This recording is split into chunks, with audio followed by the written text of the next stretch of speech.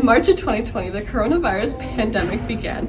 The world came to a screeching halt. There have been over 528 million COVID cases with 6.3 million deaths. This pandemic has affected everyone and has not stopped conspiracy theorists from coming up with crazy theories about how this pandemic originally started. Some may be true and some may be just theories, but you can't help but wonder how this pandemic started. Is this government being truthful about everything that they are telling us about this crazy pandemic?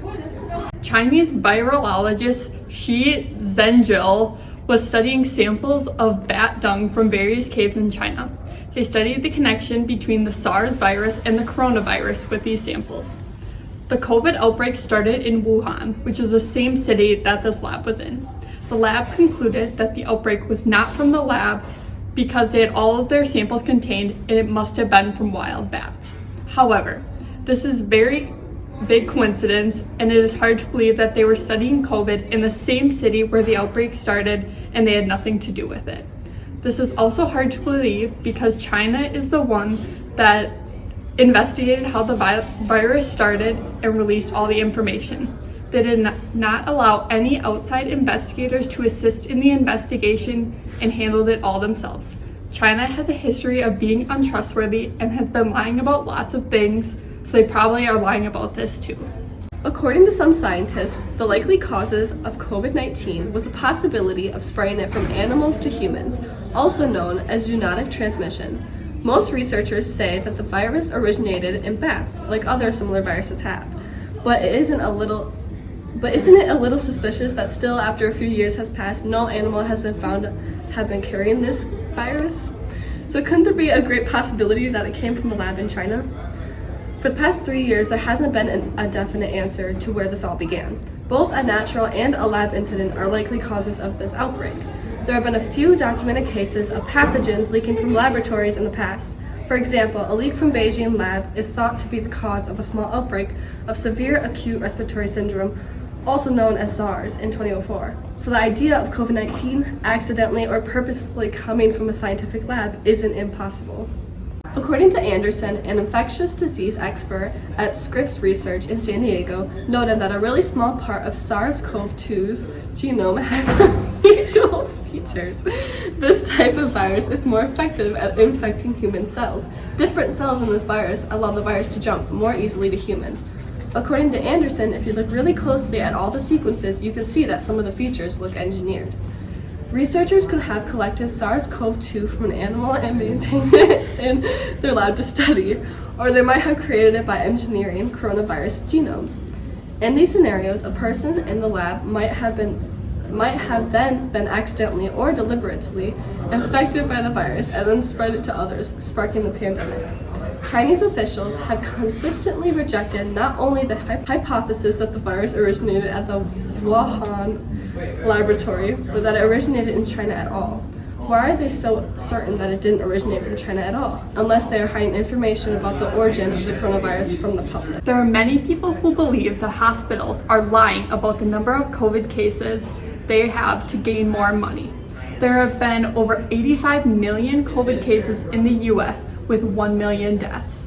The American Medical Association president, Dr. Susan R. Bailey, said, "The suggestion that doctors in the midst of a public health crisis are overcounting COVID-19 patients or lying to line their pockets is a malicious, outrageous, and completely misguided charge. Hospitals are paid the same amount of money for treating a patient whether they have COVID or not. The only thing that changes how much hospitals get paid is the severity of the problem. For example, if a person requires a ventilator, it will cost more money than someone who does not require a ventilator. The only thing that changes the cost is Medicare. Medicare pays 20% on top of the original cost as part of the CARES Act, passed with the federal stimulus bill. But this cost only applies to patients on Medicare. Medicare is only available to elderly and disabled people. Even though they do not get paid much more for taking care of patients with COVID, that does not stop the government from exaggerating the numbers as a way to make us scared and control us into doing whatever the government wants." Every day there are 227,000 more babies born on this planet. As great as it is to create a new life here on Earth, there's a limit to how many lives this planet can take. As the world population grows, so does its demand in water, land, trees, fossil fuels, and more. all of which come at a price. The more the population increases, the more we are endangering our plants and animals. Unsustainable population growth and lack of access to healthcare also puts pressure on human communities, causing food and water shortages, which make it harder for the communities to rise out of poverty. Couldn't population control be a reason as to why COVID-19 was created? Most experts agree that the virus spreads more rapidly in more populated areas, resulting in more deaths. The theory is that this is designed to control the overpopulation happening in these countries such as China and India. China has been in the spotlight for conspiracies for as long as anyone can remember. So what does population control have to do with conspiracies? Well, with over 1 billion citizens residing in this country, there's bound to be some need for population control. China has the largest population in the world, and with this comes a great responsibility for being able to take care of all of your citizens. The Chinese people and government have become more worried about resources being spread way too thin because of overpopulation. The overpopulation brings unemployment, lack of natural resources, and even a rise in environmental pollution. By limiting the population, the government could reduce some of these problems, helping further the existence of the earth and human life. So how can the population get under control before anything like this were to happen? Well, as of right now, couples in China are allowed a max of 3 children. If you are found with having more than that limit, life for you is about to go downhill. You are risking your job, which you can be fired from for rebelling against the laws, previously being able to be fined over $12,000, and can even be forced into abortion. The population control theory is quite a commonly believed theory. The first case of COVID-19 was found in December of 2019 in Wuhan, China. There are many theories on how this pandemic started, but is it possible it was created to intentionally take control over the population without suspicion? We know China can only support 1.66 billion individuals, and with this coming so close to the limit, maybe the government was trying to hold off from reaching that limit and took every precaution they could, without really thinking about what it would do to the rest of the world.